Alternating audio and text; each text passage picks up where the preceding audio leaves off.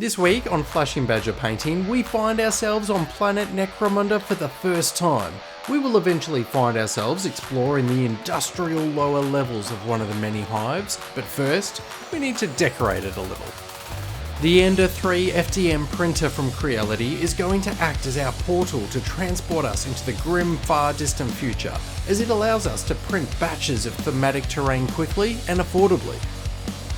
But Mike, this is a painting channel, and you're right. So this week on the channel, I'll be showing you some fast and effective ways to paint your tabletop terrain to immerse you in your gaming experience. The complete guide is up now on YouTube.